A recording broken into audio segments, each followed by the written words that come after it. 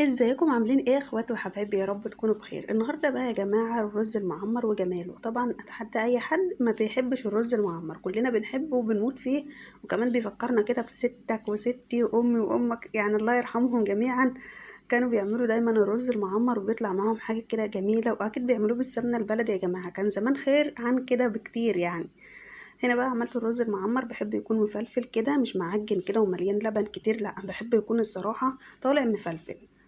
تمام. عشان يطلع معاك مفلفل لازم تغلي اللبن قبل ما تحطيه في الفرن، يعني تحطي اللبن على الرز وهو مغلي، بيكون سخن جدا، وبعد كده تحطيه بقى في الفرن علشان يغلي على طول ويستوي بسرعة. تمام. ويطلع معاك بقى مفلفل كده وجميل. طبعا يا جماعة اللي أول مرة يشوف قناتي دلوقتي هينزل بقى يشترك في قناتي ويفعل زر الجرس عشان يوصلكم إشعارات بالحاجات اللي بنزلها. وكمان مش تنسوا بقى الصلاة على النبي في الكومنتات. عايزة كل يا جماعة الكومنتات الصلاة على النبي، مش عايزة أكتر من كده. ايه رأيكم بقى يا جماعة في القمر ده؟ وايه رأيكم بقى في الصينية الجميلة الشيك دي؟ جايباها علشان شهر رمضان كده، بتدينا أجواء رمضانية جميلة. اتفضلوا معانا بقى، بألف هنا وشفا على قلوبكم. باي باي.